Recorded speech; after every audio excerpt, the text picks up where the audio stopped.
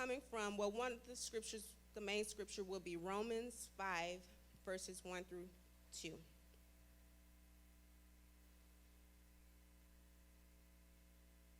Romans 5, verses 1 through 2.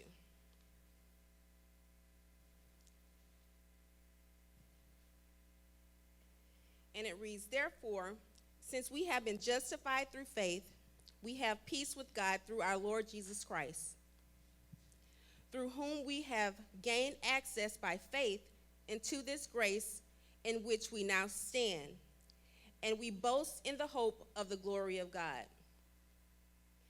So if I have a title for today, it would be Access Granted. I had a previous title, but it just kept going back and forth, and it seems like at the last minute, this is what I was given. So I may skip around a little bit, but just bear with me, okay?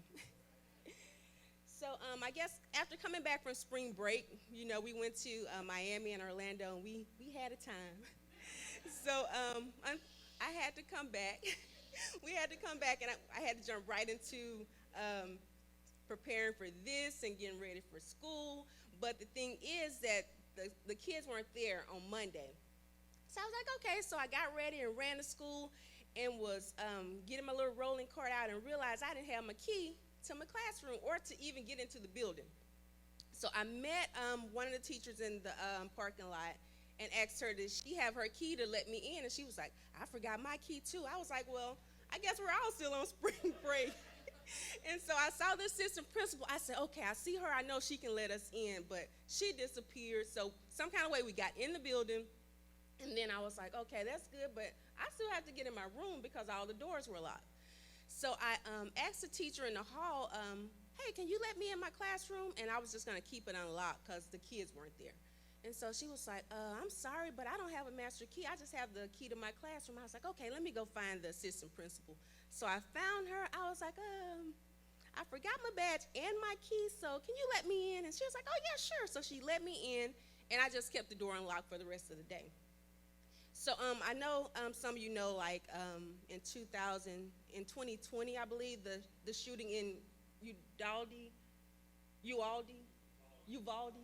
And so with that, it came a lot of security, so we have to have our doors locked when the kids are in there. So not just here, but all across Texas. So that's a big thing I always try to remember, always keep my key on me at all times.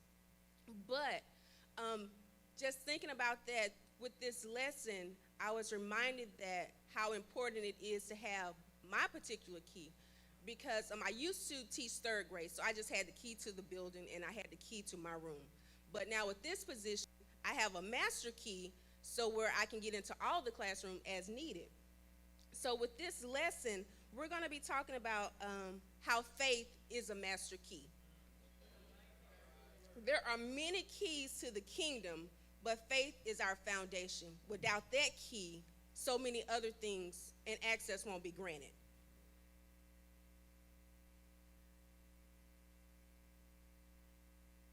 So because of that faith and that key, we have access to God.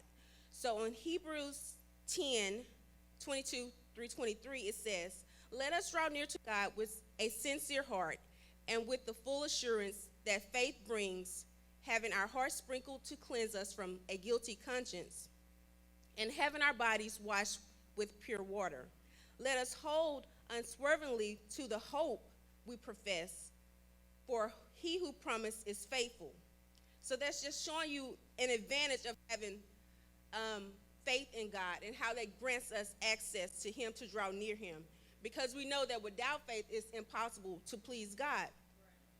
So we have to ask ourselves, why are we not taking advantage of our faith to give us that access? And so for all of the keys that I'm going to be talking about, there are so many keys, but I'm just going to talk about a few. And the first key is how faith is a key to our salvation. So in Romans, we all know that, how if we declare with our mouth the Lord Jesus and believe with our heart that God raised him from the dead, we shall be saved. And it is with our heart that when we believe we are justified, and with our mouth that we profess our faith, we are saved. So that scripture tells us that we have to have faith just to have our salvation. So that's the beginning, but we can't stop there. If we remember Thomas when Jesus was resurrected from the dead, how Thomas, the disciples came back and told him, that they saw the Lord, but he didn't believe. He was saying that he had to see with his eyes, and he had to even put his hand in his side. And so it was maybe a week later that he did see and he believed. And so God was telling him how blessed those are who don't see and believe. So that's telling you how our faith is so important, even when we don't see things. So that's leading to our salvation. Faith is a key to prayer, because when we're praying, we have to believe in order for it to happen, and it's important to pray the word for our prayers to come true. Faith is a key to our authority, and we know how with Ezekiel, we all know about with the dry bones, and how Ezekiel had to walk in authority, but he couldn't do that until he had faith. So God told him, "Son of man, can these bones live?" And he was saying, "Lord, you know." But then God told him specifically what to do. He said, "Prophesy to these bones and say to them, dry bones, hear the word of the Lord. These bones, I will make breath enter into you, and you will come to life. I will attach tendons to you and make flesh come upon you and cover with skin. I will breathe in you, and you will come to life. Then you will know that I am the Lord." So that was a lot. If you just think about if you're in a valley and you see a lot of dry bones and God is telling you what to do, that may seem kind of silly. But he had to take God at his word. He had to have the faith and to do exactly what God said. So he was walking into his authority. So then that just tells us, if we don't have the faith, where's our authority? We're saying we have authority, but are we really walking in faith and accessing our authority? Faith is a key to healing. When the woman with the issue of blood, she had to do something. She had to get up and go to Jesus. But at the end, he said, "Your faith has made you whole." I was thinking about how just not long ago we did our groundbreaking. And how many, after groundbreaking, kind of drove by to see the foundation being poured? I know we were kind of always over here just to see. It wasn't nothing but a slab of concrete, but we were excited about that concrete. And just like that, that was a foundation before we had the wood, before we had nails, anything else, we had the concrete, our foundation. That's so important, because without that, the building wouldn't be standing. It would just take a little rain and it would, be sliding and shifting. But just like the foundation for this building was important, our faith is our foundation. So without it, we're unstable. Without it, we don't have the access.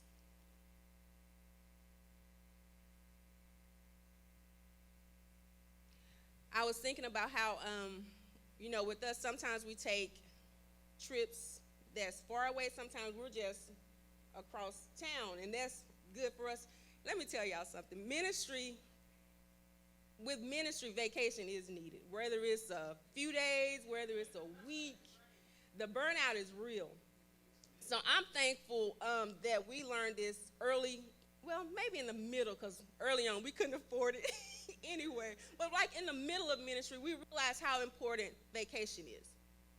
So sometimes y'all don't see us, but we're recuperating. A lot of times we're talking about y'all and, how we can do things better. And even when we're somewhere, even if it's out of the country, it's like we're on assignment. It's always somebody we run into that we have to minister to or speak. Most of the time it's about relationships, but I guess that's just kind of like part of our platform. But vacation is important. But anyway, when we go on a vacation, say for instance it's just Frisco or somewhere, it's just like he have, his Hilton app, so he love his Hilton app. So he have the app and he may do the reservation, so he paid for it, and then we have to check in. But whether it's the key or the phone, it's not until we access that room until we have till we're able to enter into it. If we have it and we're just standing outside the door, we're just there. But it's not until we open that door until we have the access to what we've already paid for. So there's so many things that God has already paid for, but we're just not accessing it with our faith. We're not taking him at his word and walking in it. And it's something about when that little green light come on and we walk in and we're like, but wouldn't it be great if we have that faith and we get our access to what God have us and we just take a deep breath? And it's crazy because Sunday before last, with my little Easter speech, but it's something about after it, it's like I felt like a weight was off of my shoulders because I'm trying not to get emotional.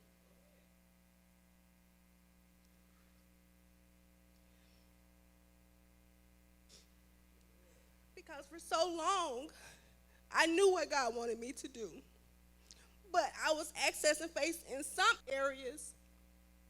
But the most important area, I was like, okay, God, anything but that, I remember praying one time, and he told me so clearly and quickly what to do.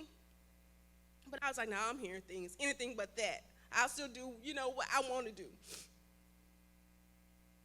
But last Sunday, it was just like a weight off of my shoulders. Thank you. Because when you're walking in purpose and when you're obedient to God, you don't know what he's going to access for you. It could be, a lot of times we look at the physical, but it could be the mental state of mind. It could be your peace. You have peace in most of the areas, but that's that one thing, it's like he's just tapping on your shoulder because you know what he wants you to do. It's that 3 o'clock in the morning when you wake up and he's pouring into you or telling you something and you know what you're supposed to do, but because you want that control, you forfeit what he has for you on the other side. You forfeit your access for the other doors that he was going to open. And it's so much now, all of these sayings, people saying, I'm standing on business, but they have a T-shirt and everything. But when you stand on faith, God will open doors for your business. He will tell you exactly what you want to do for you to be successful in every area. But when we limit our faith, we limit our access.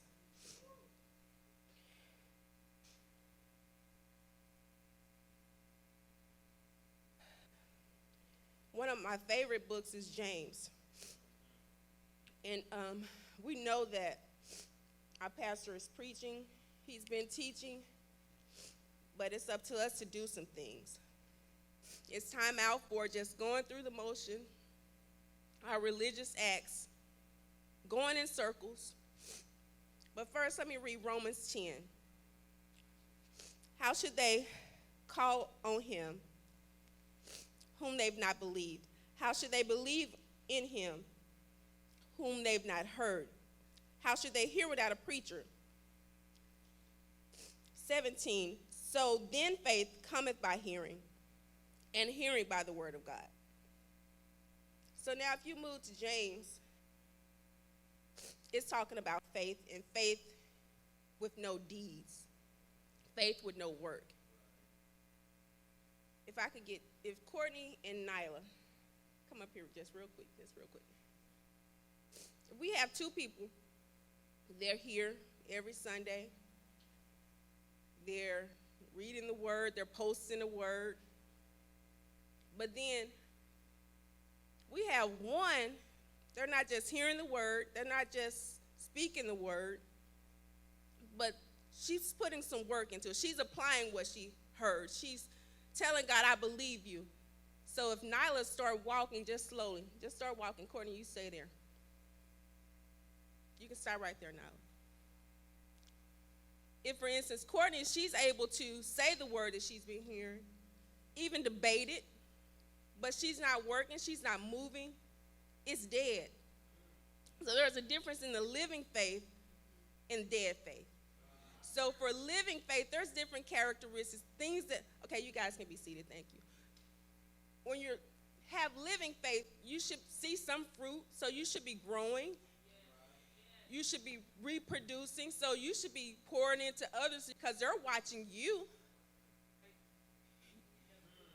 I remember when Jalen was in middle school, and it's like she just started growing and growing, and her knees would start hurting. And it was really nothing we could do but, put ice on it.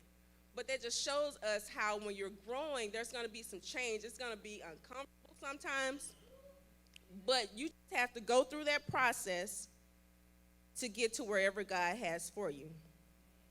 There used to be a song, well, I still like it, but it was a blues song called No Pain, No Gain. Anybody heard that song? But whenever that song, it kind of takes me back to, back in the country. But no pain, no gain. So sometimes you're going to have to go through some pain. When you're accessing the faith that God gave you, it doesn't mean that everything is going to be all cherries on top all the time. But you have to go through that pain and go through that process. So if you're believing that your marriage is going to get better, there's some work that has to be done. If you're believing that you will have your husband or your wife, there's some work that has to be done. Even if you're in high school or college and you're believing God for straight A's and A's and B's, there's some work that has to be done. It's like faith has no limit. It's no age limit on it.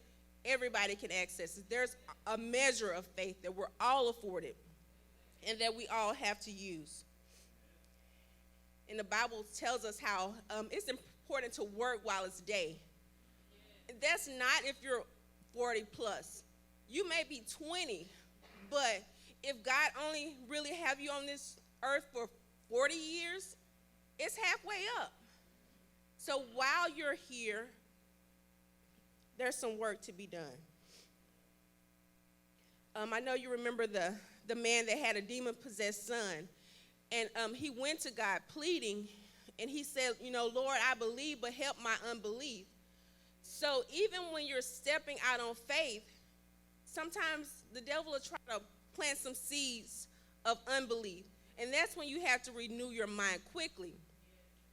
I know a few years ago, well, about 4 years ago, for some reason, Quamisha was at the house, probably eating, but she was there. For some reason, Rodney wasn't there, but she was there because Rodney used to eat when we were all at work, but anyway.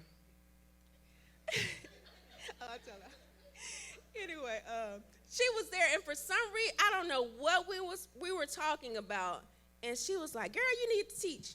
And I said something like, I'm not fooling with nobody kids. My kids almost grown. I don't have the patience anymore, because, old school parents are different than, new school kids and parents.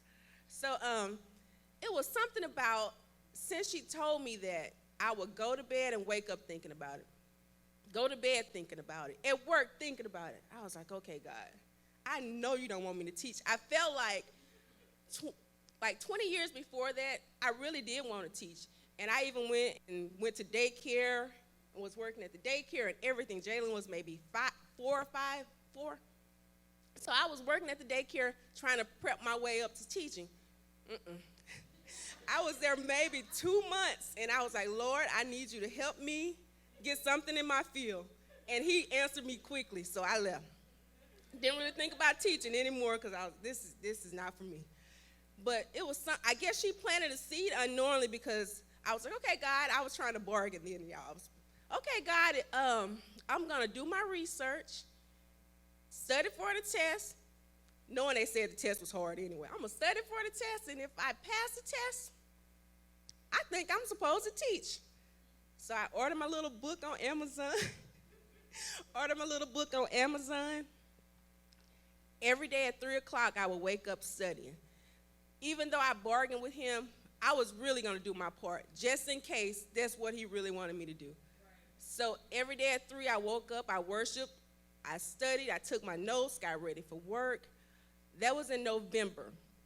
So I said, okay, I'm going to go ahead and plan my test for January. So I did that. At lunch, I would go, and I didn't go thrifting or anything. I went on and I studied in my truck. And so January, I was like, okay, I know it's hard for me to take tests because I'm a worker. And so I'm good with my hands. If I know it, I'm just going to do it. But it was something always about tests that I would overthink it. I would change my answers, and it messed up my whole GPA. But I graduated. But I went in there, and it's like all the strategies that I didn't do back when I was younger, God was just giving it to me. So I said, okay, I'm just going to submit this test, and, whatever happens, happen. And so every day I would go to my email just looking. And finally, one day I opened it. It gave me a score that I didn't know what it meant, and it said pass. So I was happy.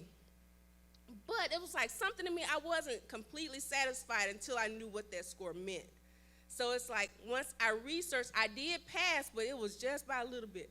And so I don't know if it was Commisha or one of my other teacher friends, I told her, I passed, but it was by this much. And they was like, girl, a pass is a pass. So, I was happy about that afterwards, And so I just said all that to say that when God tells you to do something, it may seem hard, it may seem foolish, but we just have to stay the course and do our part, and then he will do his part. Because when I told them at the job, what I was trying to do, they thought I was crazy. They tried to talk me into staying, talk to all of the other people, we'll increase your salary. But I didn't even ask them how much because I didn't want to know. I knew that God told me it was time to teach, so that's what I was going to do. And so God, he blessed me so to where I was able to not just do that test, but then I took my SPED test, and then they gave me other tests that I had to take while I was in the program. But he allowed me to do everything in one try. And that was kind of unheard of, especially for me that kind of thought I had testing, anxiety. So he allowed me to do that. But then right before it was time for me to student teach, the Sunday before that Monday, I just so happened to look at my email, and the teacher said, I'm so sorry to tell you that we're not going back to school because of COVID. So I was like, I'm all out here. You know how they say, out here in these streets. That's the way I felt, because I'm giving up all of this, all of my dreams. And I can't even student teach. I'm coming from a place that has to be sanitized. And when I went to school, y'all, I came from a sanitized, clean environment. To kids with masks, I had to have masks, sanitizer. Little people with runny noses and coughs. And I was like, Lord, am I really supposed to do this? So it's like, even though you're walking in faith, there may be some challenges. And now when I look back on it, it's funny, but when I was in it, I was like, I don't know. The lab tech, I trained her to be supervisor. Every week she was like, do you want to come back? I'm thinking, yeah, I do. But it was about purpose, and God gave me a purpose. And when I tell you that it's so fulfilling, even though now it can still be hard, but he had a plan way back then. He let me go on and quit the daycare and do what I thought I wanted to do on my career. And I know he put people in my life then for me to help, but now it's like I was saving lives back then, but I can see, the difference. So it's just so fulfilling. And so I'm just thankful to that. And what's crazy is even, I think it was Monday I told you that, a guy that used to calibrate our instruments in the lab, he just texts all out of the blue, is this Calandra? This is such and such from that company. And where are you working now? I retired, and where are you working now? I was like, well, it's funny that I'm not in the lab anymore. So I told him that I was teaching. And he said the weirdest thing, that he was so happy, and he was saying they're so blessed. And he was like, you never fit in there anyway. So I was like, what? And then I kind of was thinking, well, was I not good at, keeping up everything, my calibrations and all that? That was good. God gave me favor. And it's like sometimes when you're off course, God will still give you favor. Because where you go, he goes. But even in that, he brought it back to where I needed to be, and I'm thankful for that.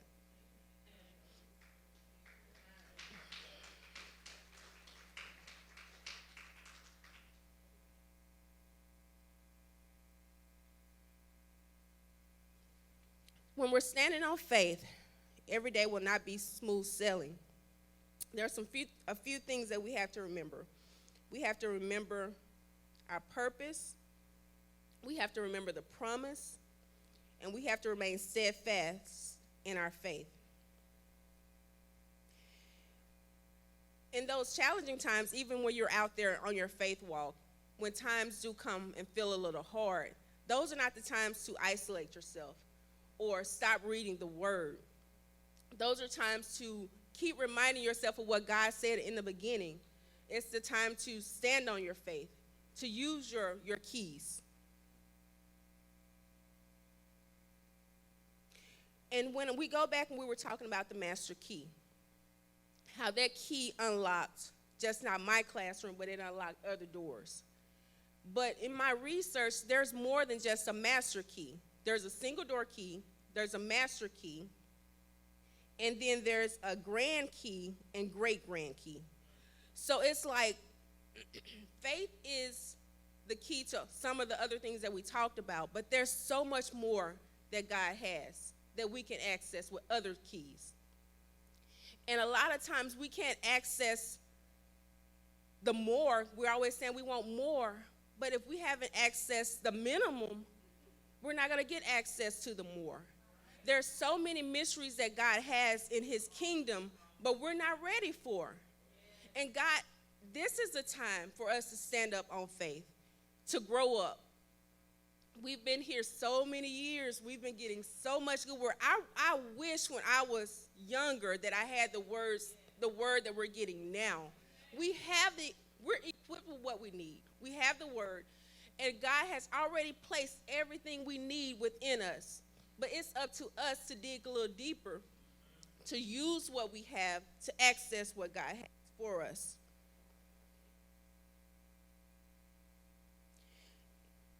It's like if we have a key to our car, and we have that key, we're needing to go somewhere.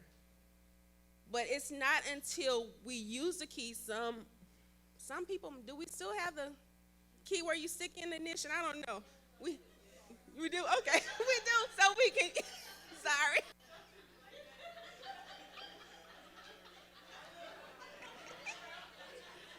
So we stick our key in, or we push the button. But either way, we use our key. We use the ignition or we use a button, but we have to use that key or we're not going anywhere. If you're like me, I have my key in the purse, and sometimes my car has the nerve to tell me it can't register. I may have too much stuff in my purse, but I'm working on that. I'm working on it. But we have to use that key before we can go anywhere. And even when we do start it up, we're still just going to sit there. It's not until we put the car either in reverse or drive. We have to do something, and then we can go. And when we're going, we still have to remember God and let him do the steering. You know, we're driving, but let him steer. Because a lot of times when we are moving in purpose, we forget, you know, the reason why we're there, the reason why God has us in the situation, because all of it, no matter what it is for his glory. That's why we have to look for opportunities for God. What will you have for me to do?